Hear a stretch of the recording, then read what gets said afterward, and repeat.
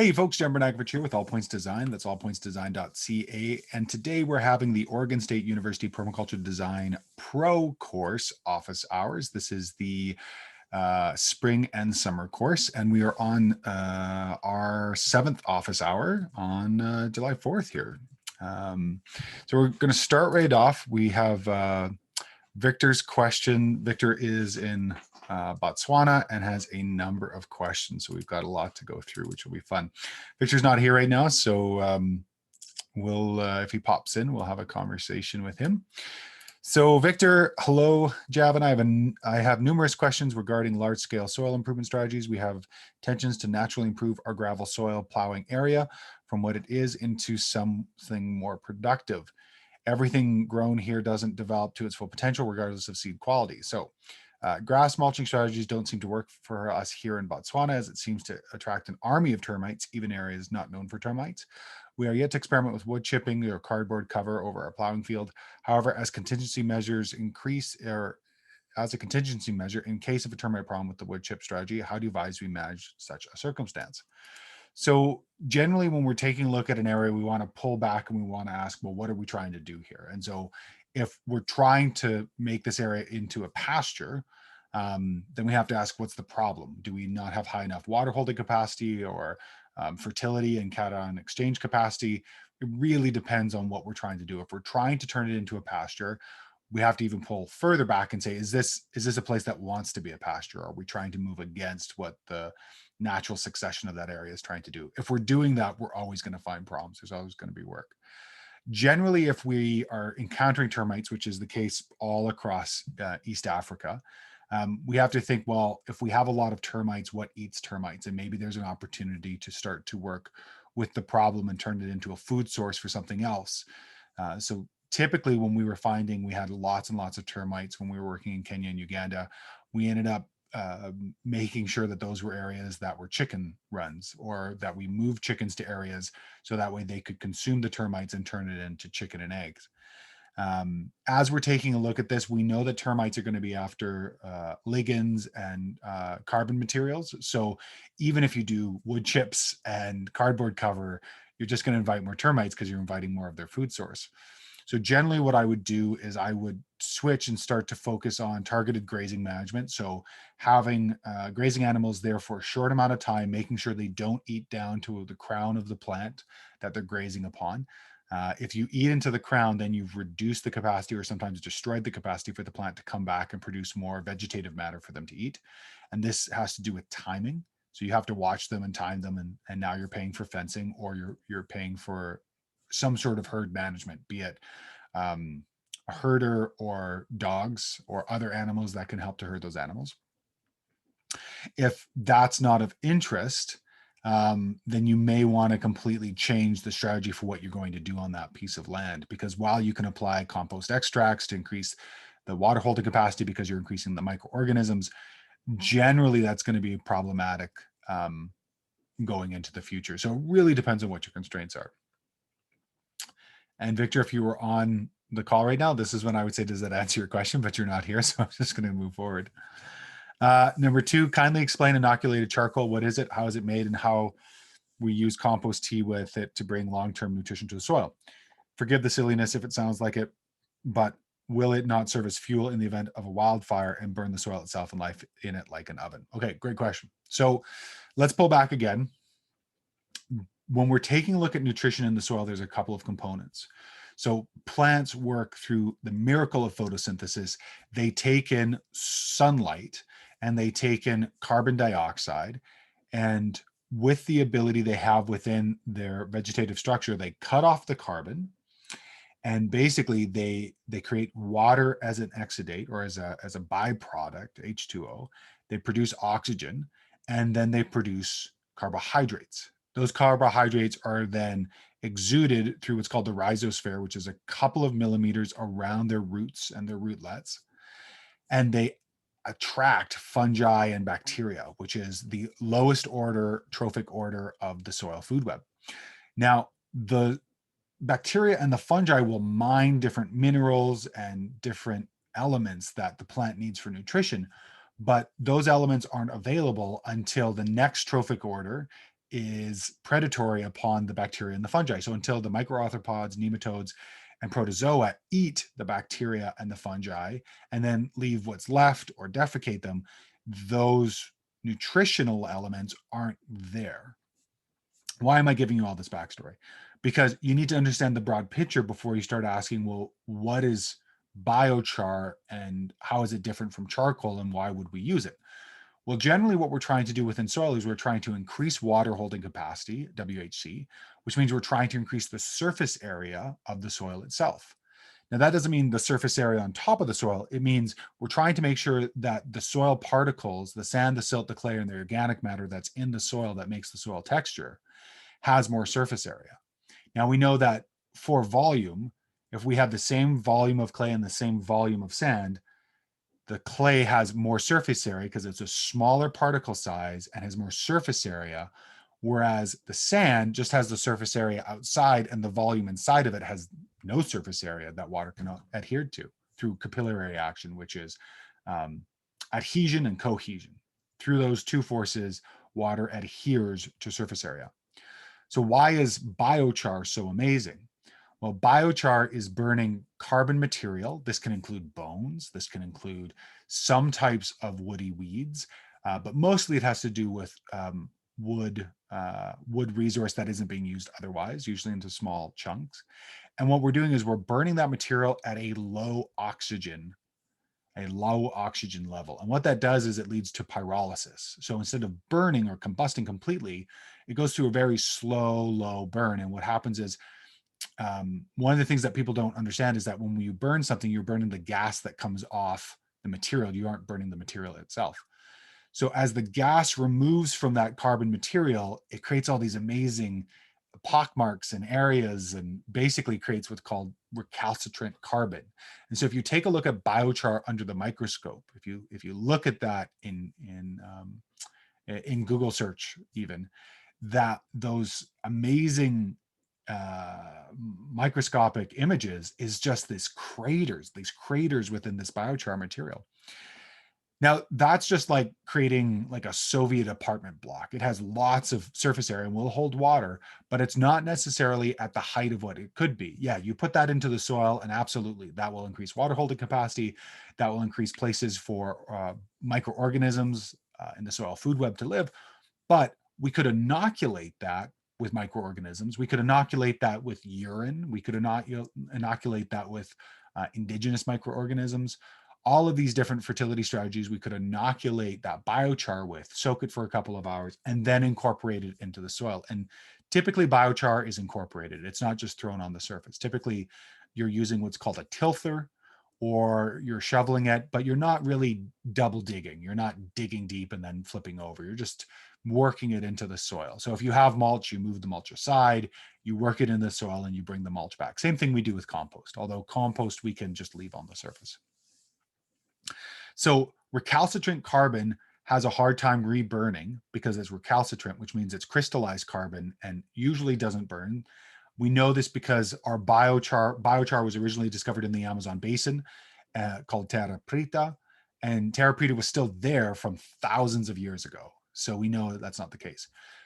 Using charcoal in the soil is problematic for a few reasons. One, it doesn't have the surface area that biochar does. Two, it can reburn, as you were pointing out, and that's a very good point. And three, can sometimes still have biological chemicals that are problematic for the soil. So usually things like wood ash and charcoal, we don't advise incorporating into the soil unless you really know what you're doing with your soil. Once you've been working with soil for 3 or 4 years and you understand soil, then yeah, start to intelligently incorporate charcoal into compost or into soil. Generally, my charcoal gets laid on my pathways because it generally inhibits growth. So when I take material out of my wood burning fireplace, I usually put it along my pathways because I know it's going to keep my pathways clean and clear. Okay.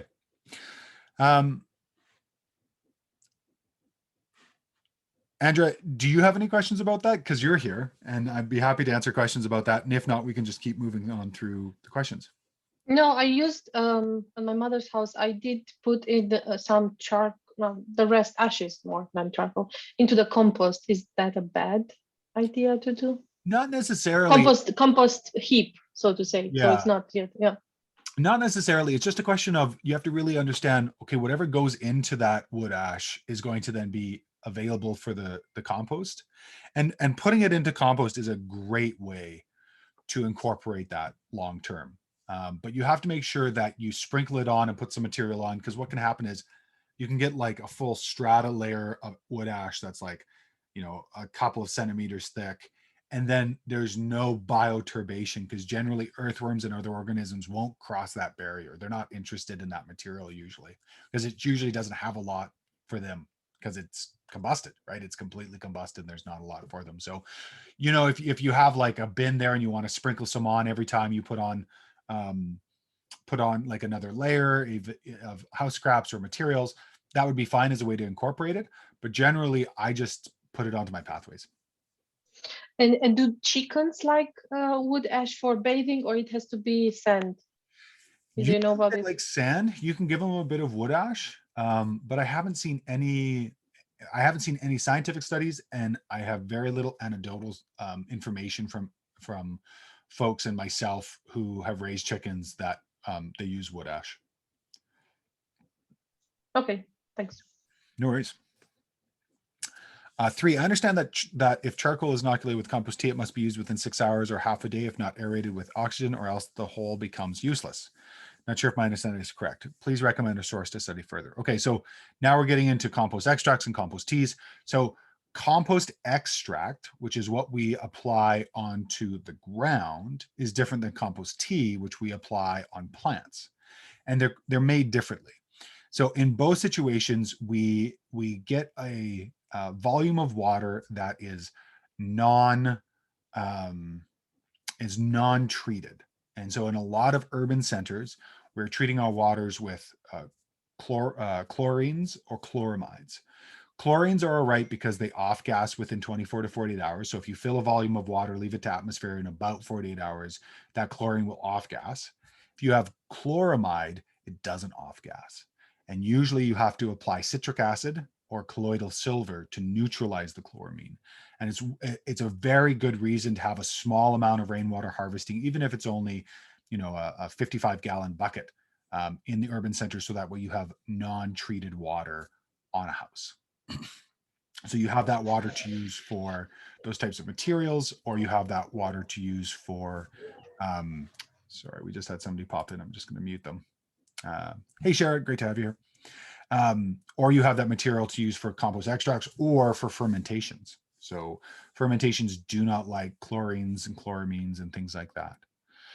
So when you're working with those elements, you really want to make sure that your water, first and foremost, is untreated. And then what we're going to do is we're going to get an air pump. Notice I didn't say water pump. I said air pump. And the reason for this is that when we make compost extract or tea, is we want water to bubble through this, we want air to bubble through this water to the point to where it looks like it's a rolling boil. Like if you had a pot of water on the stove and it was boiling, we'd want to see that because it's pushing air. And this is called a diaphragmatic pump. So a diaphragmatic pump allows air to be pushed through at high volume. And then what we have is we have a stiff bag. And so things like pantyhose don't work.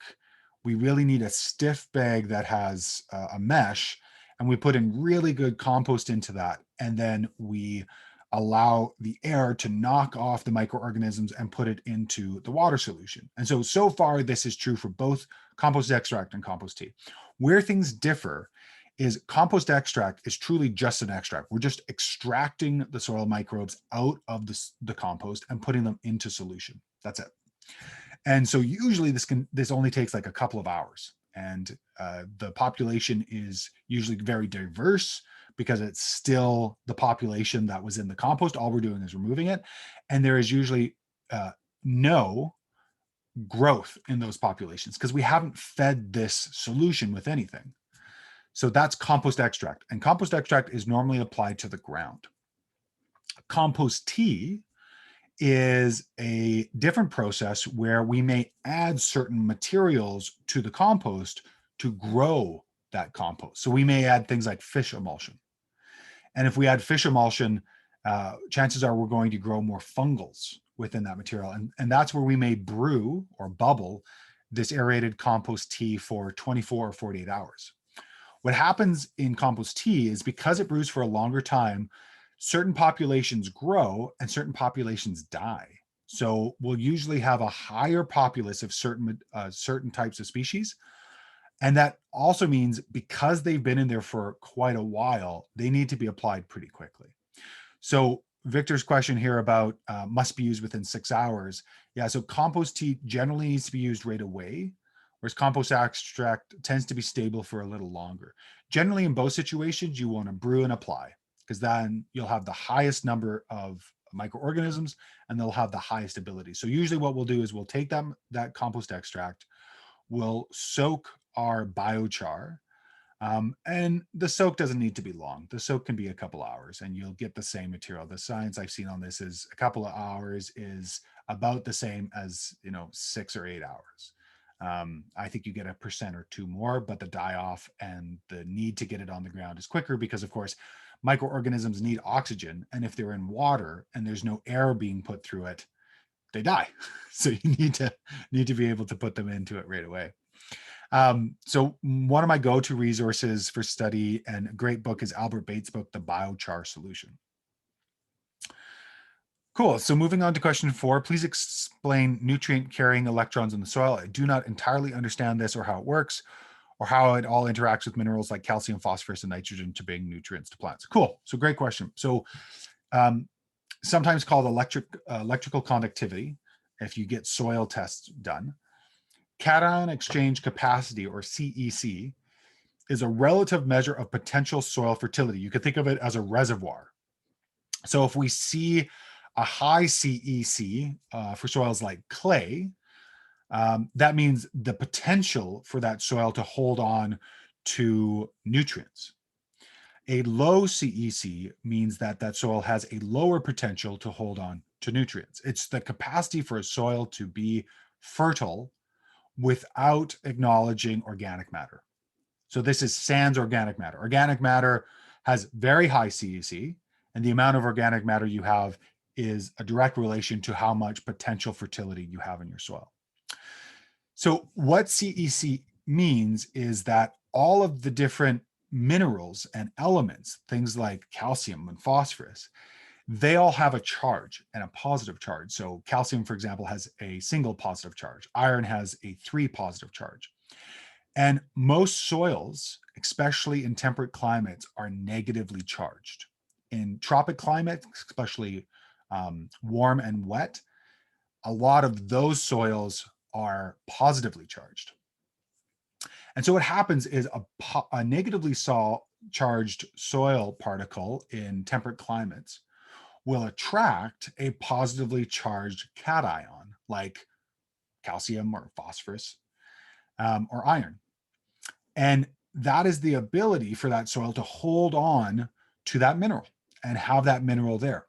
However, if water comes through the soil, you can leach those minerals, those elements away from the soil, because around that cation, there's what's called a hydrosphere, like a little thin layer of soil, of water, pardon me. And so CEC is just a potential for the soil to hold on to that nutrition. Things we can do to increase CEC is increasing organic matter.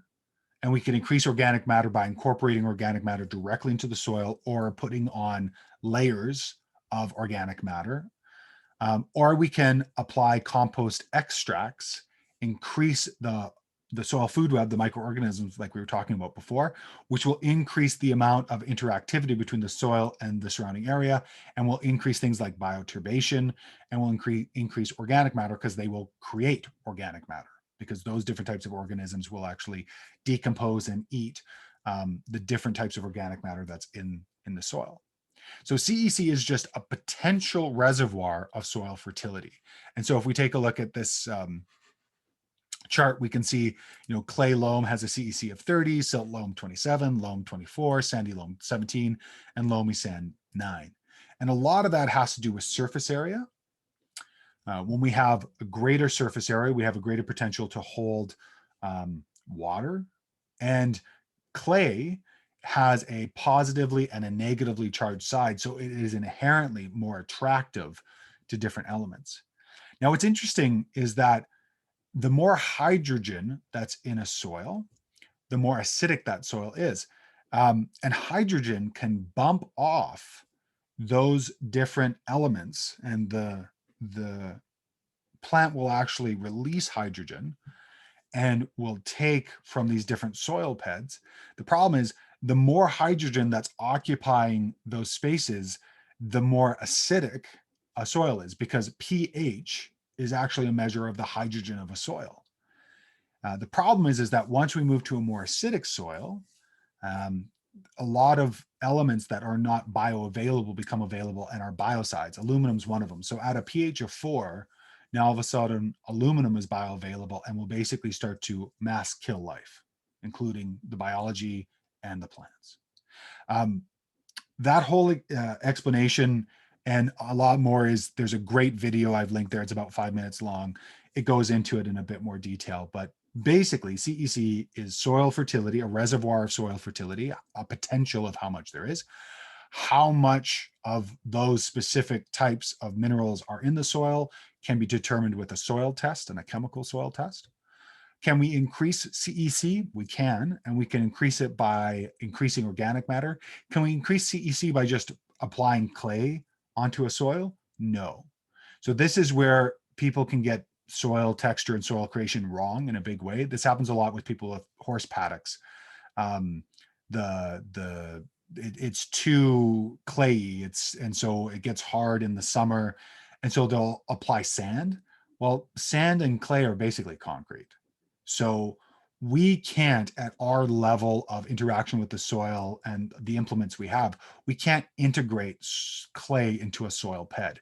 We can put in dry clay onto compost and increase it that way. But again, organic matter is the name of the game. We're trying to increase organic matter. So you can increase organic matter by increasing the microorganisms in a soil. You increase organic matter by doing targeted grazing, by grazing animals in a targeted way and not destroying the plants that are there. So eating a little bit, moving them, eating a little bit, moving them, because as plant matter is eaten on top, so too we have sloughage or die-off of root zone.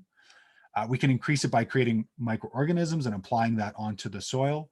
We can increase it by creating mulch, which is more organic matter. But in Victor's case, because he's dealing with termites, that can be problematic. And Victor, I see you're here now. So I've answered that question and you'll have to watch the replay to get the answer. But CEC is a potential reservoir of soil fertility. Does that explain it to everybody? Is there any follow-up questions for that from Victor or the others? Maybe what about worm castings? Are they good to increase fertility? So great question. So I did skip over manures, and thanks for catching that. So manures are another way to increase soil fertility. And the great thing about manures is that they've already been through a biological process. They've already been through an animal. So they tend to be bioavailable directly to the microorganisms and then through them to the plants. So worm castings are fantastic. Worm castings can be mixed into aerated compost extract, or tea, for application, because the big question becomes, how do you apply, right? So I've got all this material. How do I put it onto my garden in a good way? And in solution is a great way to do it. It's one of the reasons why we'll pick up things like backpack sprayers. Backpack sprayers are best bought new, because if they're coming from the agricultural industry, they'll have been used with pesticides or biocides. Or you can buy them from the forestry industry, the firefighting industry, because normally it's just water that's in those backpacks. And the spray nozzles are used, are custom and built for particulate clogging, whereas a lot of agricultural backpack sprayers are not. So I really like the the firefighting backpack sprays, because they're usually pump sprayers as well. So the mechanism of pumping the water and spraying the water is in the nozzle itself. Whereas a lot of those other ones, the pump is like pump handled and it pressurizes the tank. And there's just more to go wrong generally. So great question. Yeah. My favorite way to build gardens in a quick is horse manure. That's been aged for 3 years. The thing you have to be worried about with horse manure is that dewormers are used across the horse industry, and dewormers are worm biocides, and they can affect earthworms and nematodes. And nematodes and earthworms are both vital parts of an entire soil food web. So, if I have a new source and it's not my source, I will go and check the pile. I will take a look at the age section of the pile, and if I don't see weeds, I don't pick it up. If I don't see that it can grow life, and this has happened a lot of time to friends and family, they've purchased horse manure, and the horse manure has dewormers in it, and you can hire out a test to test the soil for dewormers, or you can just leave it and watch it for a year or two. And probably herbicides that the lawns, not the lawns, the pastures are sprayed, right?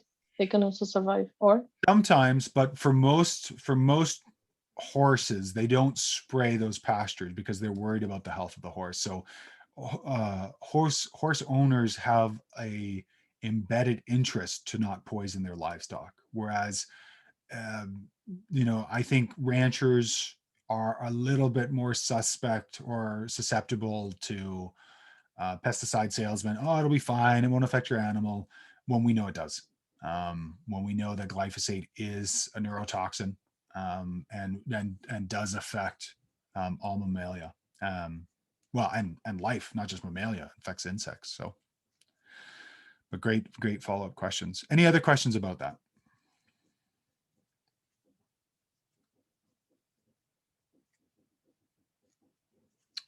Okay.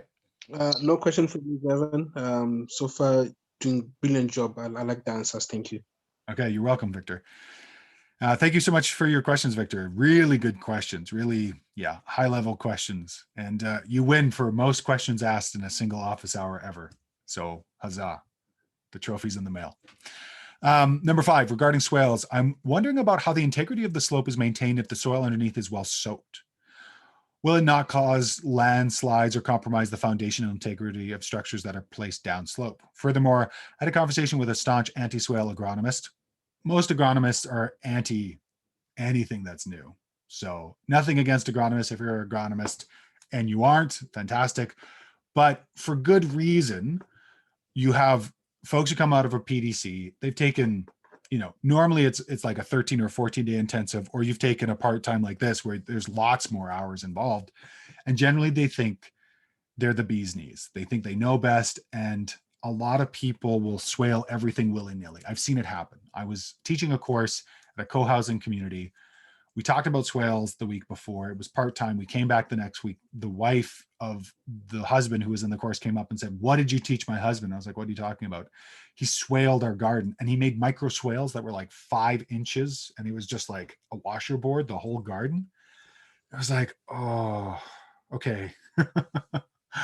And as an educator, I take that on myself, even though I'm pretty sure I said what I'm about to say to you folks here, that swales are tree growing systems. And so obviously, if you're using them outside of tree growing system, all bets are off, and, designer beware. But generally agronomists and agriculturalists and others are anti-new and definitely anti-swale, because there's been a lot of bad actors and bad application of these materials. So I don't fault them at all. In a lot of things I've seen, and I teach this, I've been, there's a lot of face palms. But I had a conversation with a staunch anti-swale agronomist who believes that they cause salt concentration downslope and cause a collapse of microclimates. That's one of the most bizarre things I've ever heard, the microclimates thing, but I'll get into it. He was reluctant to explain how, no doubts. I would love to hear his explanation.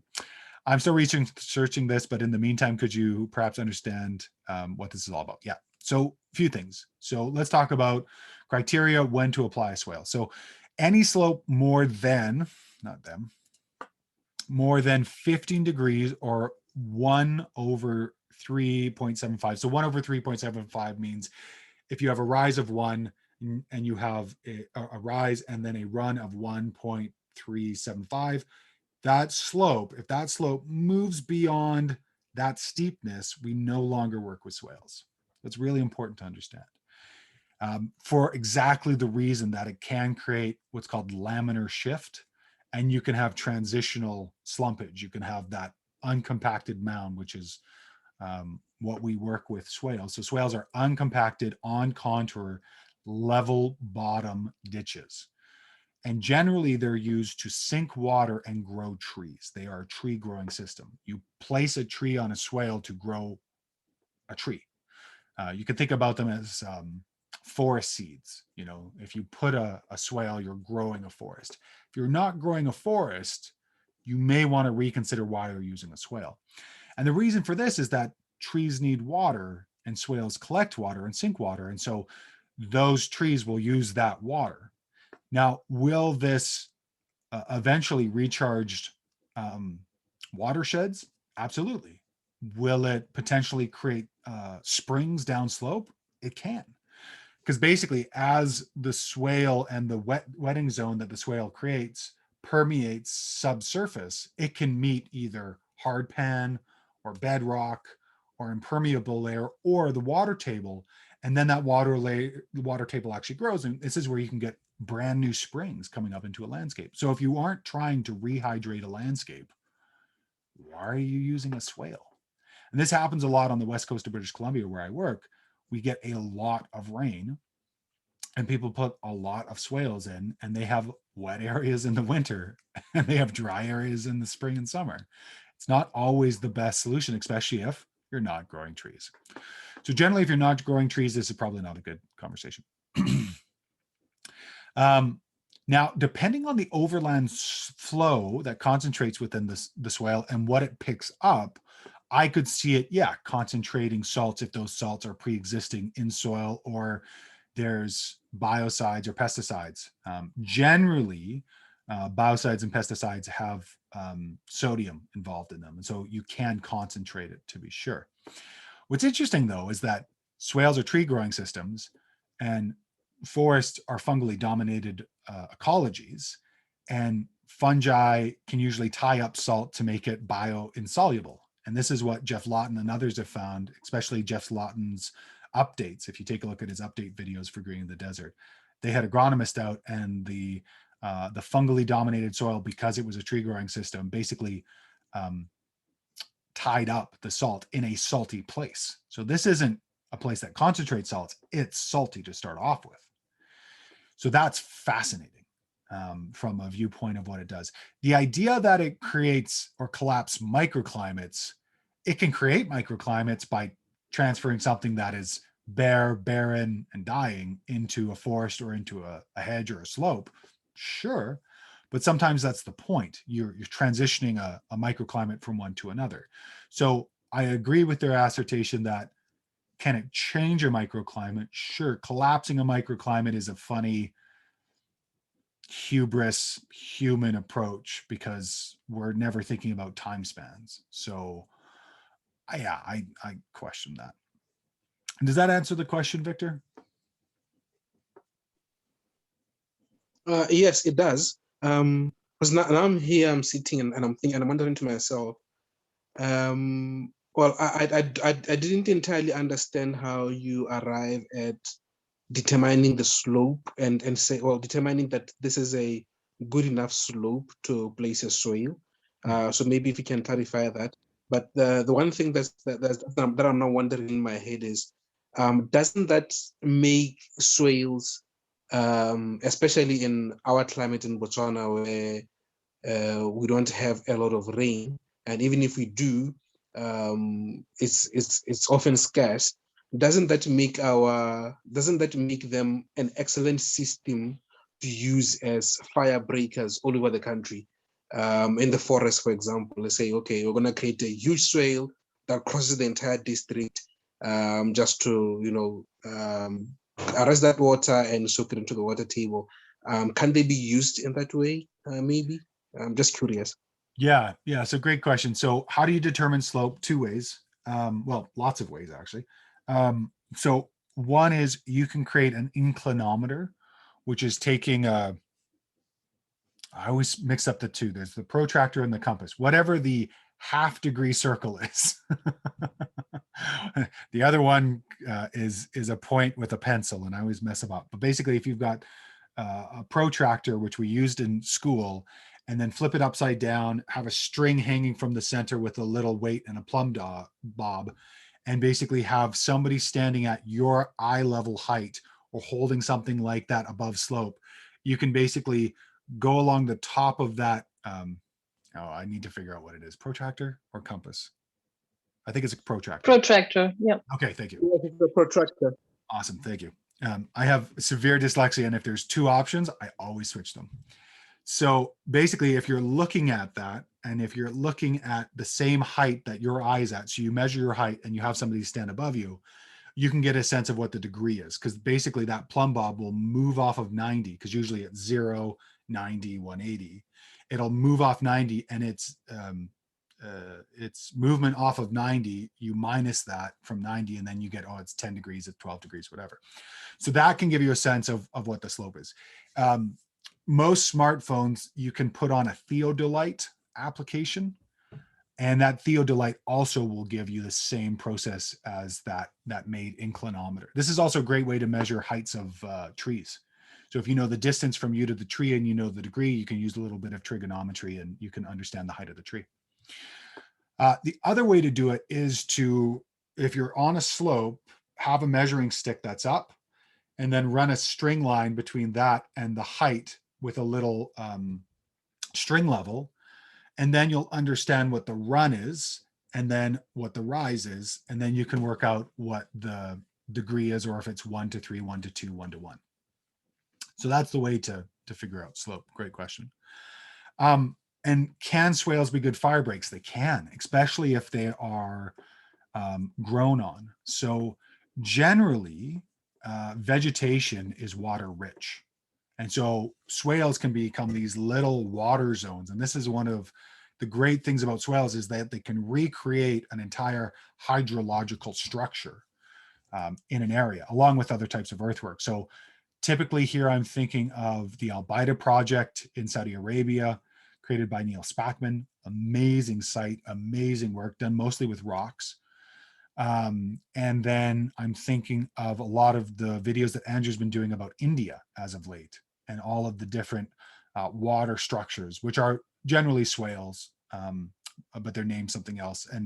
And I think that approach, especially on the scale that it's being used as, a single swale is problematic only because it can create a number of issues in terms of transportation and blowout. You know, if you get a single swale and let's say it's a kilometer or two long, one break in the berm can drain the entire swale.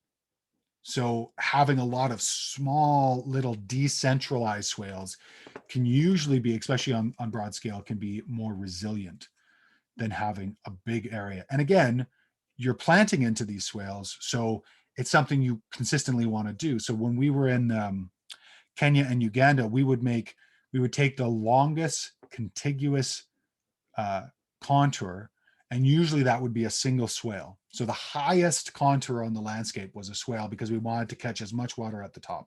Sometimes that would then become a feeder into a pond or an impoundment, and sometimes, depending on the soil, that is either an ephemeral pond. So that's a pond that fills up and drains out and fills up and drains out like a swale does, because we just don't have the material to line it, and that's fine. But what's amazing is those little ephemeral ponds over time become wetlands.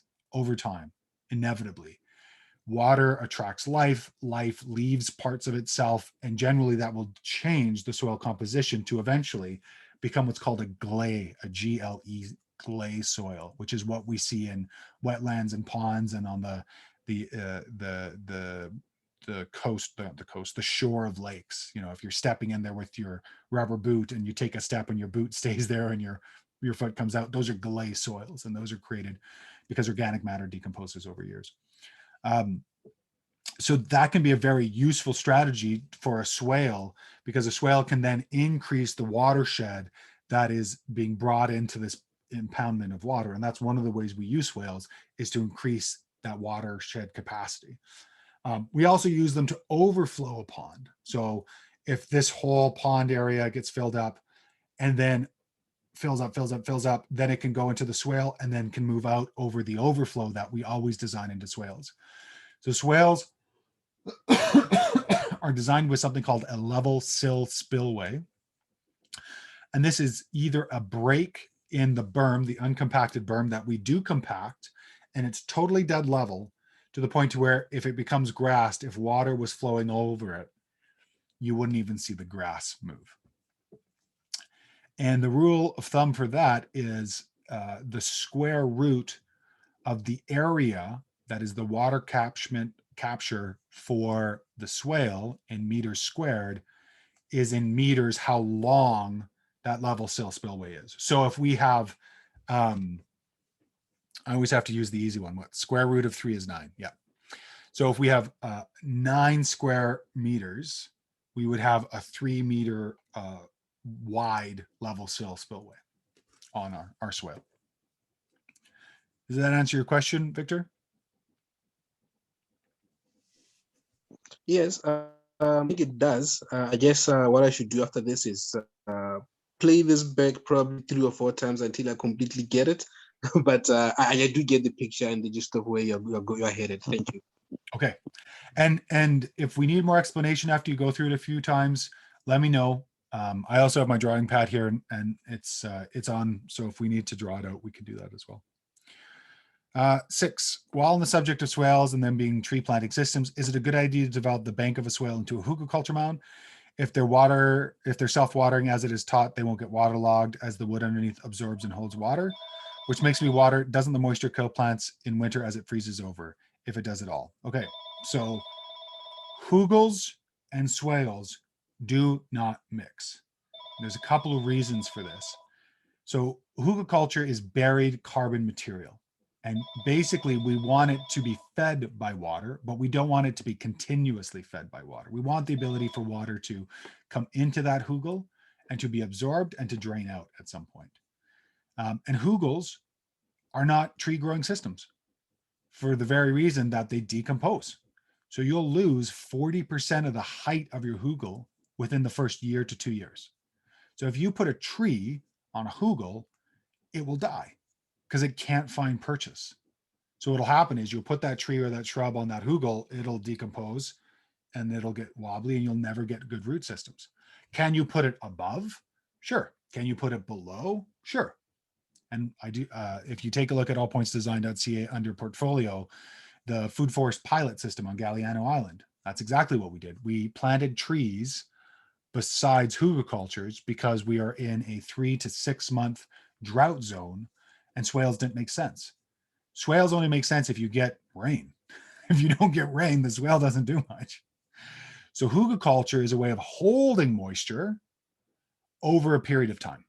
And what was amazing about that particular project is that in year 1, after we designed and installed, they didn't water. They didn't put the watering system in. And everything died except the trees because the trees were directly on the hugelkulturs. So no, we do not mix them. And they would get waterlogged. You're totally right. So great thinking. You're thinking it through and you're going, yeah, absolutely. So it'd be too much water. And the main thing here, and think about this always, is that soil biology, which is necessary for nutrition and plant life, is terrestrial. It's air-based. It's not aquatic. It's not water-based. So we do not want our soils to become waterlogged or what's called saturated. So field capacity is when a soil gets to the ability of having a water lens over every single soil bed. Soil bed is made up of sand, silt, and clay. And there's still what's called interstitial airspace. So between the beds, you still have airspace because all of these different microorganisms need oxygen. When we get to saturation, that interstitial airspace is gone, and now the soil is soaked. It's waterlogged. And that can absolutely happen if you make the fabled hugel swale, and people have been talking about this for years. And generally they fail all the time. What I like with hugels is to make sure that they're in the path of water, so that way they'll absorb that water, but I'm not creating a divot. I'm not creating a little basin. I'm just allowing that water to hit that hugelkultur. Or in the case of another project in the portfolio on allpointsdesign.ca, we had a hugelkultur whose tip, and it was large. It was like 140, 150 feet long. You know, I think it was like 15 or 16 feet tall, 20 feet wide. Its tip was in the draw of a pond. So basically, as the water came by and filled this pond, on the backside, we had this hugelkultur, and we had it so that way the water would actually go by the hugelkultur and work as a wick. And that became the tree growing shelter belt for the pond, and became a nut nursery, a native nut nursery for these folks. Does that answer the question about hugels and swales, Victor? Yes, it does. Thank you. Okay, awesome. Number 7, rolling along. There's a plan to erect a greenhouse on the site for the purpose of mostly producing open pollinated heirloom seeds. The reason for this is to manage an anxiety that neighboring farms mostly grow these single-use crop seeds that can't be replanted in the next season because they do not reproduce. Can you advise a reliable alternative strategy for either overcoming this challenge or achieving successful uncorrupted seed production? So greenhouse, you nailed it. So separation is important, or diversity. So basically understanding what everybody else is growing and not growing that, or starting to understand what the distance is. So anything that is wind pollinated, chances are you're going to want it to do under plastic because you're going to have cross contamination. Anything that is insect pollinated is, and especially things like flies or pollinators like bees, they can have 1 kilometer or 2 of range. Doesn't always happen, but sometimes. Things that are self-pollinated, you can grow with impunity. You can grow in any way you want. But if you have something that's wind pollinated that you're wanting to grow and create seed for and sell seed for, you would have to separate that. And that also comes with just inventorying what everybody else is growing. Make sense? Yes, it does. Lastly, I've observed that you are always stressing that all assignments are due on the last Monday of the course. I am. I'm stressing for that for 2 reasons. One, there's no late assignments. So I want to make sure you all get your assignments in for that last date. You can always re-enroll, or you can just not get your certificate, which is fine as well. But just to know that it is the last date, that's the only date. And especially this time because I'm on vacation a couple days afterwards, so I am gone. This got me thinking, how exactly does grading work? Isn't it when you review our assignments weekly that you assign marks to count towards grading? That's true. Or is there a new separate assessment at the end of the course? Nope. So course is 80% on assignments if you get 80% on all of the assignments, and if you do all of your peer reviews. That's what gets you the certificate. So there's no additional assessment. It's just me making sure that everybody knows that that's the end date, because there's always somebody, Victor, you're smart. I imagine you've heard that enough times being like, why is he doing this? There's always somebody who's like, I didn't know. It's like, sorry, we got nothing for you. It's been written many times. You've been sent many emails, and I've said it many times. Also, after completing this course with flying colors, what is the next in the line of training? What does OSU recommend? Okay, so I am not OSU, and OSU isn't me, so I don't know what OSU would recommend. I'm sure their marketing department would say take the rest of the courses, but I'm more of an ilk of what's called kairos education. So the Greeks had 2 words for time. One was chronos and one was kairos, Cairos. And chronos is the linear progression of time moving through life. And kairos is the immediacy of an issue. How important is an issue? And years ago, and this is true of most people I've met, and myself for sure, most people involved in permaculture, regenerative agriculture, or sustainable agriculture have a terrible affliction of shiny thing-initis. And basically, we become very excited about everything. Like, what about that? And what about this? And I should take that course. And I did it for years. I took far too many courses, too much education, read too many books, and overwhelmed myself with information I didn't need. And it was about year 3 or 4 in my education process where I said, I'm only going to work with Kairos education, which is I'm only going to take a course if I have a project or a need that I want to develop. And I use that to this day. So to this day, I will not take a course unless I have a project I need for it. If I need to learn an application or a program, if I need to learn a certain course, I won't go and just willy-nilly take a course. Won't do it. That being said, I do sit as a student in courses I already teach once a year, just to make sure I don't become a complete egomaniac with my teaching. So I'm always kind of sitting as a student and seeing how other people are doing it, which is super fun. So the big question for me, from me to you, Victor, is what do you want to do after this course? And then I could potentially recommend next steps.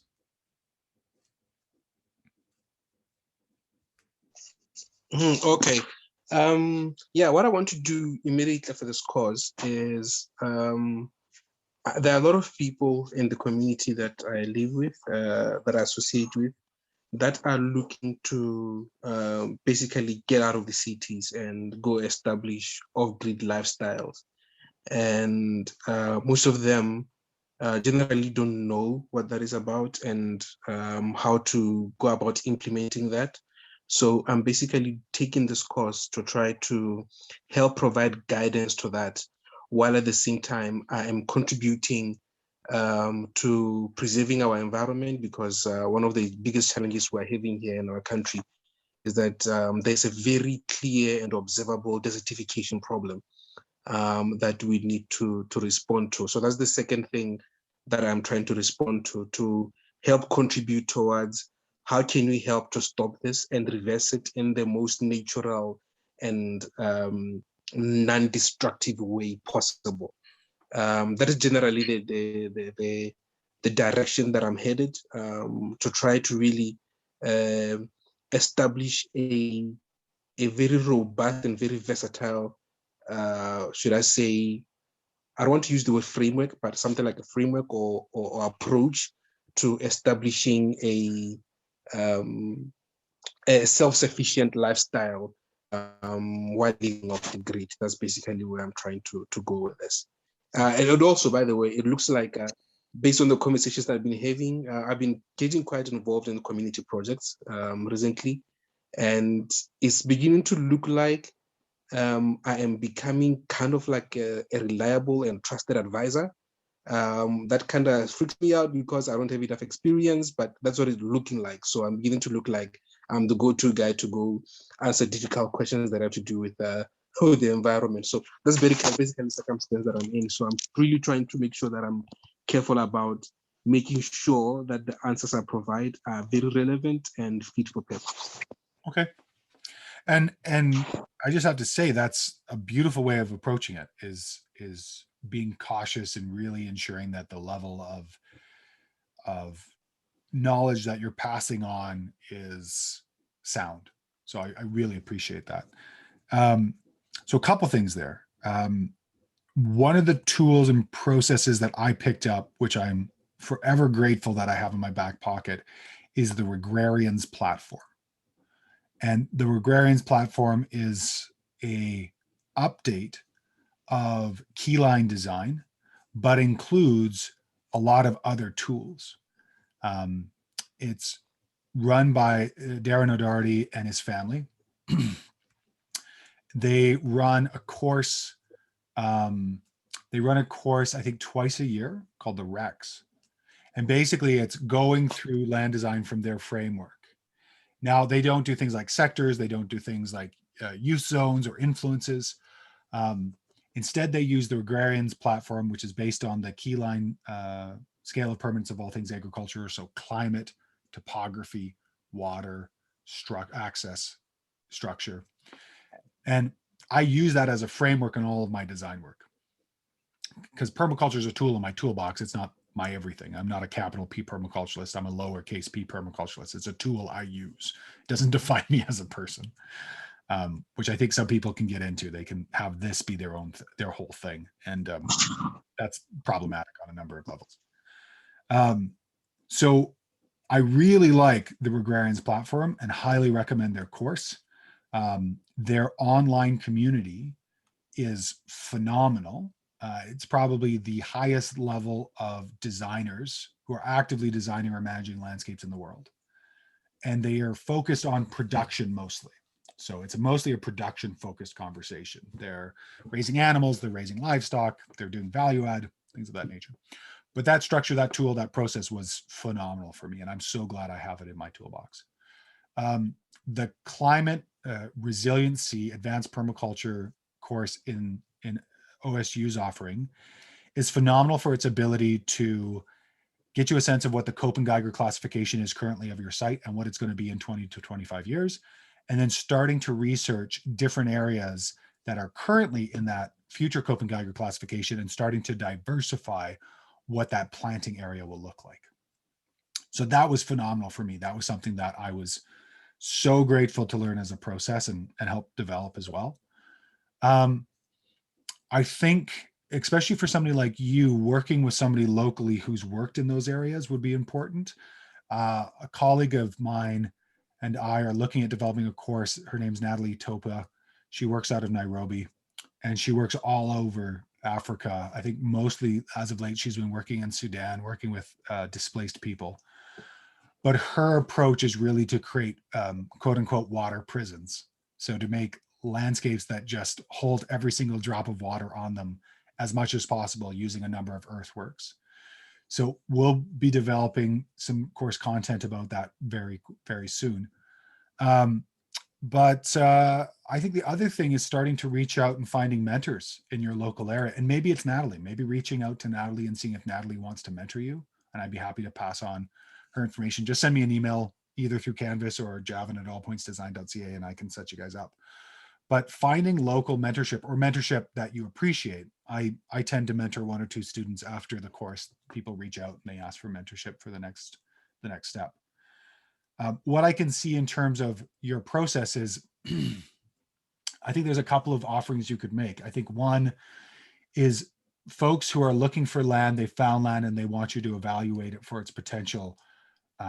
Something I do, and I love it. It's probably the funnest thing you get to do because you basically just get to say why a piece of land is great and why a piece of land isn't great. And it's a conversation and you get paid for your time. And it's one of my favorite things to do. I've had a lot of clients as of late that have just called me up and asked me, hey, I've got 6 properties. Could you evaluate them? I'm like, sure. I spend an hour and they're like, oh my goodness, you just narrowed it down to 2. That's so useful. So that could be a really important thing or an offering that you could develop over time. I don't know if you'd be eligible for it directly out of this course, but over time you could develop it. And basically, I just go through a SWOT analysis, strengths, weak opportunities, and threats from a climate, water. I just basically use the Agrarians platform. The other thing you can do is people who are just saying, hey, I want you to be our guide from the beginning. Like, yeah, so you guide people, you know areas, you help them find the land, and then you design that land with them. Now, something I will caution you and everybody else who's listening against is don't think that you are an Olympic athlete and there's an Olympic moment of crossing a finish line or pole vaulting or throwing or whatever. You develop what's called a working plan. And that working plan is a working plan because you're working with nature, working with ecology, and there's no such thing as a final plan. There's a final plan for a building, but even then, if you've ever built, I was in construction for over 10 years, things change as you're, the architect and the AutoCAD technician, and then the guys on the ground. I was the guy on the ground who was framing or putting in a window being like, somebody screwed up.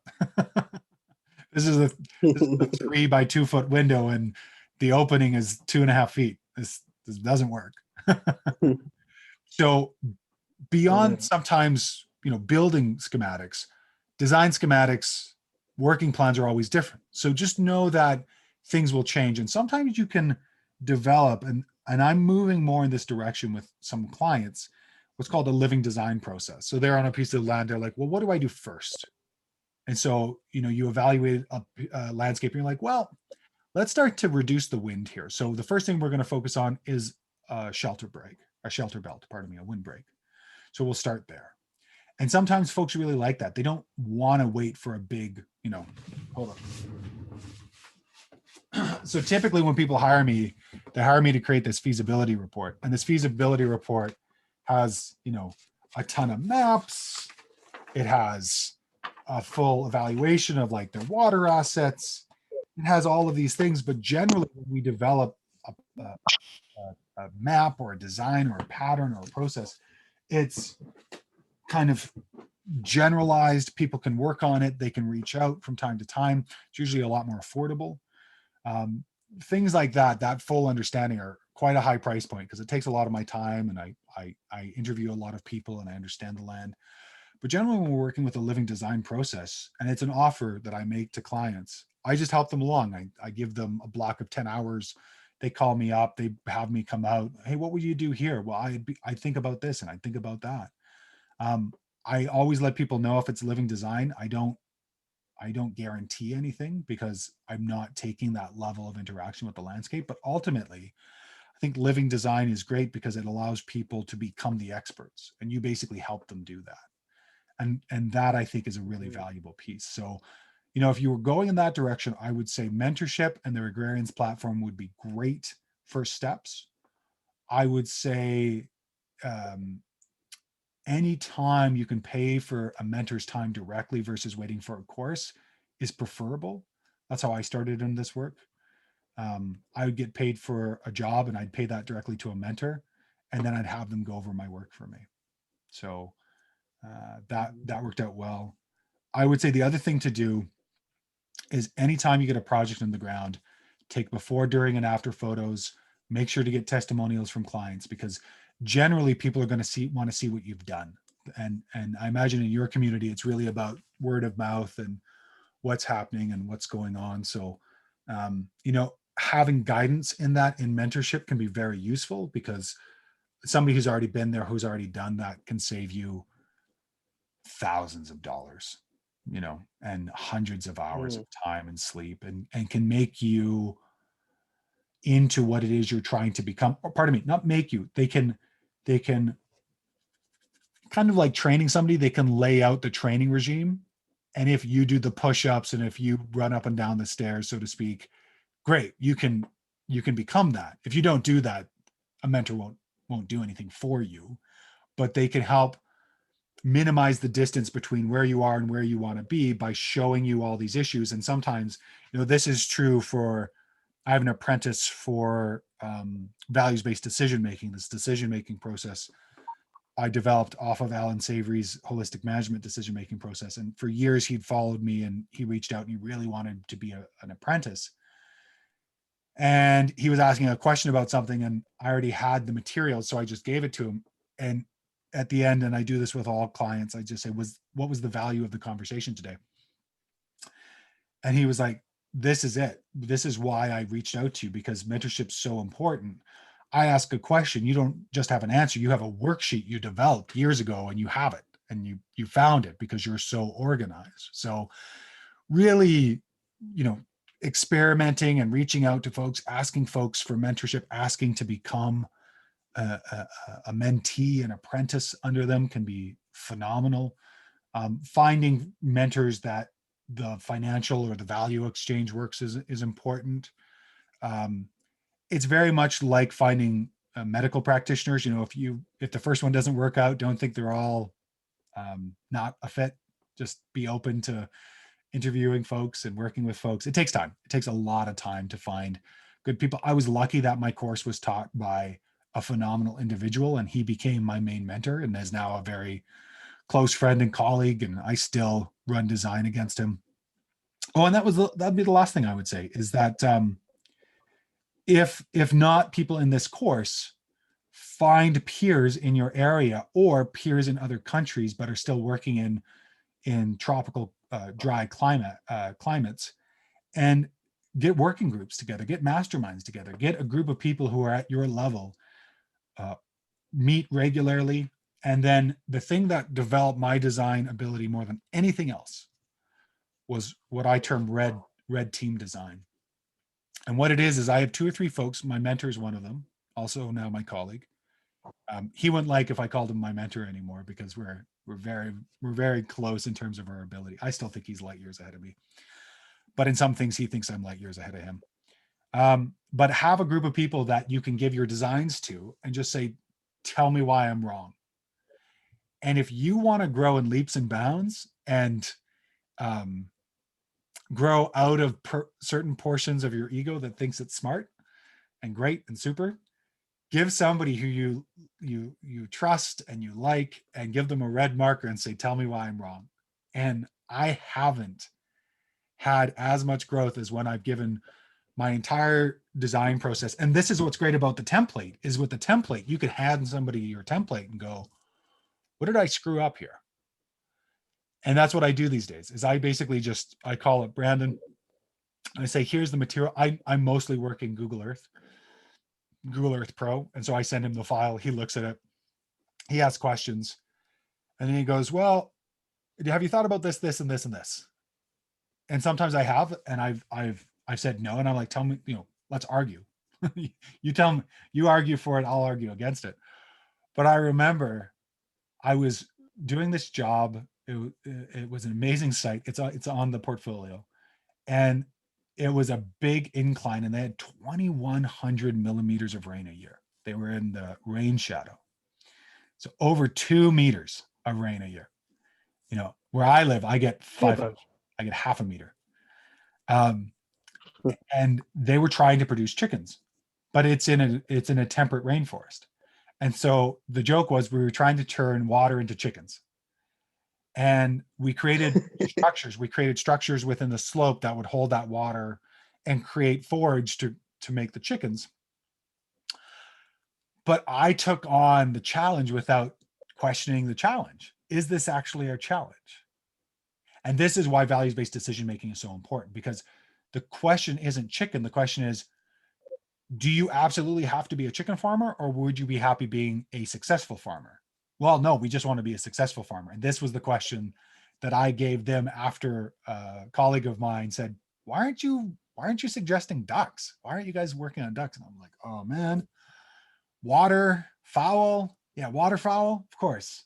It was just one of those things that I'd become so enamored with confirmation bias. Oh, they told me this. This is the issue, that I forgot that there was a bigger story. So that's a great example of why red team design is so important. Red team design is one of the most important things, is just creating, collecting. If you have people in this course that you're like, wow, I really like their work, reach out to them and say, hey, I kind of want to create a little cohort. And maybe it's even a study group for the rest of the course that continues to meet monthly. That is a mastermind group.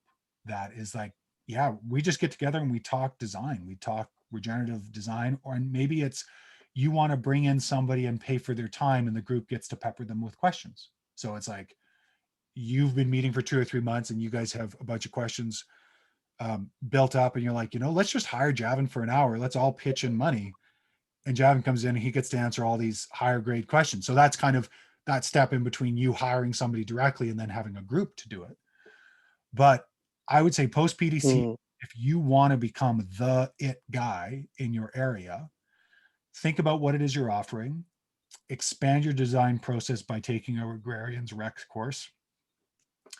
Darren's great. That community is great. They're so supportive. It's the most supportive design community on the planet. And basically the way he structures his pricing is, you also get access to the workplace, which is probably as valuable as the course. And then you get to run through a design process via the Agrarians platform, and you'll find it's very different. So permaculture, at least in the way it's taught through OSU, is less about sort of formulaically understanding a site and going through it. It's a little bit more craftsmanship through OSU. Agrarians is much more if then. So if you are wanting to sink water, here's the keyline approach. Keyline doesn't work in Swales. They have reason against it. And what's great is, if you become a regenerative land designer, you get to then look at these tools and go, there's a case for Swales and there's a case for keyline. There's a case for both. In many situations, especially rock situations, you're not going to keyline anything because you're not going to plow. There's no way to do it. So instead, you'll be doing things like rock swales or one rock dams. you're basically using rocks to slow down water and sink water into the landscape instead of creating a flash flood like Neil Spackman did in Albeida. So it's just about having that diverse toolbox and being a diverse individual. And that's why I think, you know, a course like what Natalie and I are thinking of planning in the spring of 2023, somewhere around there, maybe the winter, might be a good fit for you. And the way to keep advised on that is just to go to allpointsdesign.ca, scroll down to the bottom, and then sign up for the mailing list. So when we do have that out, you can take a look at it. Or better situation, we have an interest list out right now that I can just put in the chat. Let me just grab it here for you. Here we go.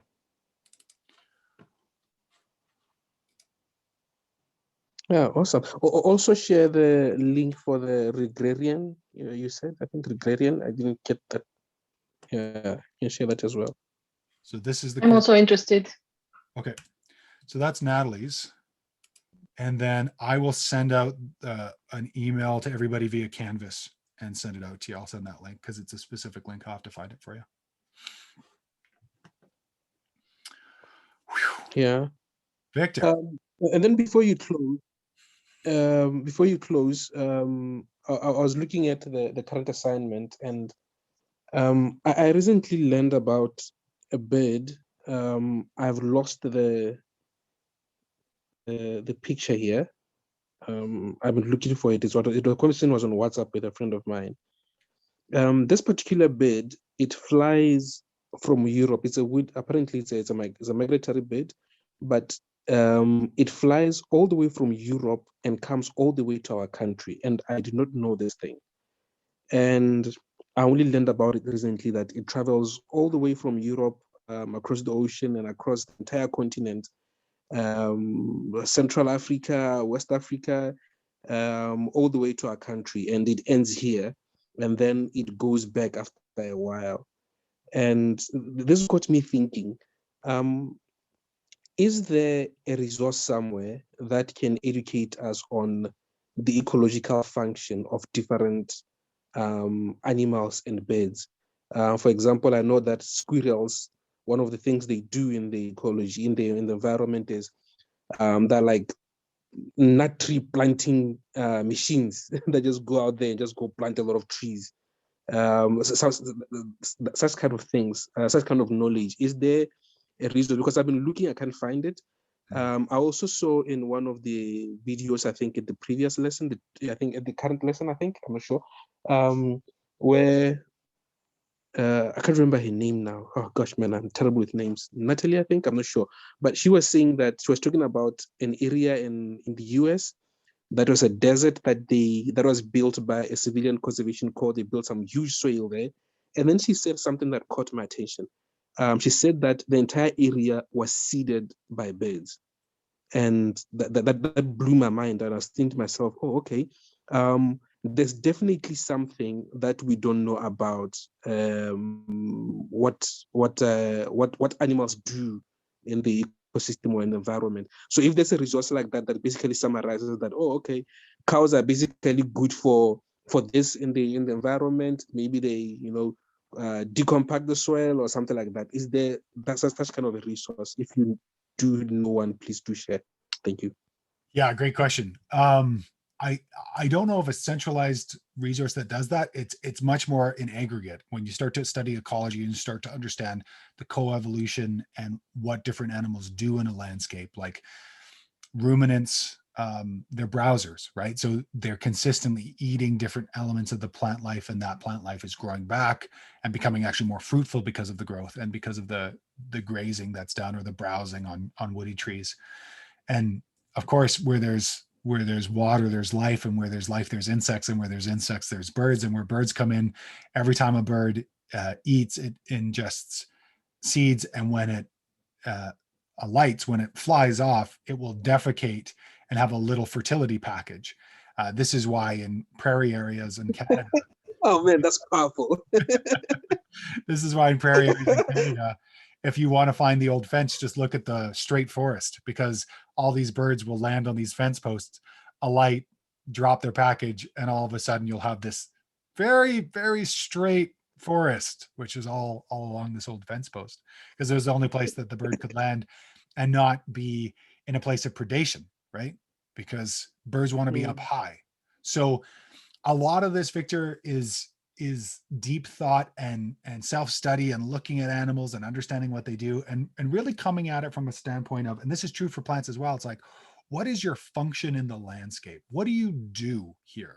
Like without humans, what is your role and how do you interact with rest of ecology? And so I would say, if you can find any books on Botswanan ecology, if you can find if there's any conservation groups or naturalist groups around Botswana or in that area, and see what resources they had. I found when I was in Uganda, I had a hard time finding resources. It took me about 2 weeks to finally find a few resources that were specific to Uganda. But it's a lifelong process to learn that type of stuff. So keep asking questions, and if I find anything for Botswana, I'll let you know. Yeah, thank you, Yevon. I appreciate. You're most welcome. All right, folks, we're about 60 minutes over, and I got to get ready for my next conversation. But it was such a pleasure. It was a nice small group today, and just so appreciated the questions, Victor, and the follow-ups from Andra. And yeah, hopefully you guys enjoyed the local ecology conversation and the cross section. There is videos on there about the course itself and the assignments, and we'll see you in the next one in 2 weeks. Thank you, Javon. Bye. Bye now.